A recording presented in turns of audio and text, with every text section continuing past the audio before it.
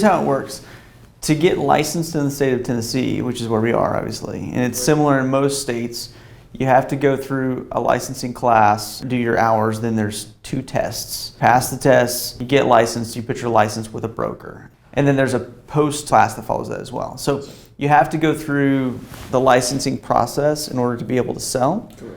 And so that would be step number 1 is you can do it online, you can do it with a class, but you've got to go through that process just to kind of get the opportunity. The interesting thing about the classes is they don't really go through how to do the business. It's just how to get licensed and how to get legal, how to not get sued, what the terminology means, what different types of agency are. There's a lot of things about the process of the class that it's just a good foundation. And then you get your license and you're like, okay, what do I do now? What's next? Because they don't tell you how to go do the business. So if you go to the class and you're expecting for the last segment to be, okay, this is how you get started, right, it's not going to happen. And I don't know why they do it that way other than they're so focused on the legal element because they don't want you to get sued. They want you to know how to properly disclose your relationships and who you represent and that sort of thing. It's like that's more important in the class setting because that's more important in terms of the actual license itself. Wow. Doing the business part, the selling, the engaging with clients, all that is kind of learned in the field, basically. You have to kind of make a commitment to get the license. So you have to have the legal end taken care of. Step number 2 is where I think a lot of people get into kind of a spiral like I did.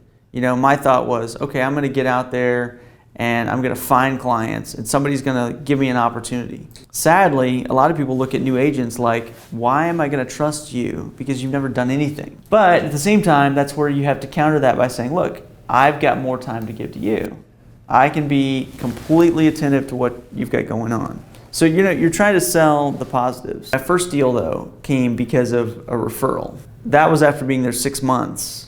What I recommend for a lot of people is if you're going to go get your license, go right into it cold, you really probably should sign on with a brokerage with a pretty intense training program.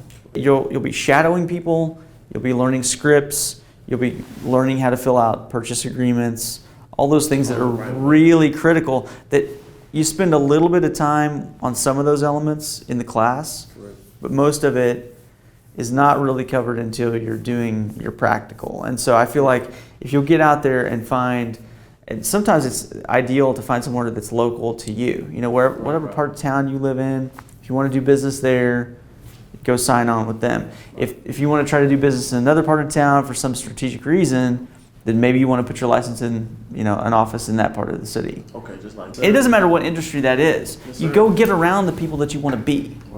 Right? You go get around the deals that you want to do, and then just let it naturally continue to bring you opportunity. But you got to play the long game, and that's meaningful to me. You got to go into it with the attitude of, okay, I'm not going to expect any more than I can try to earn opportunity-wise over the next couple of years. I'm just going to go into it and learn. You got to look at it like it's a master's program. You know, like this is my 2 years to figure this business out before I can have my own business. I think a lot of people flame out, and that's why, you know, they say if you can stick 3 years, you're going to stick. You know, that's like the metric. A lot of people burn out in the first year. They're just like, this is too much work, or I can't find business, or I'm going to go back to doing what I was doing before, or the market changes and it gets harder. It's like all that stuff, it washes people out. So the perseverance element is so massive. The ability to say, you know what, I'm playing the long game, got a 5-year plan, I'm just going to hustle it out.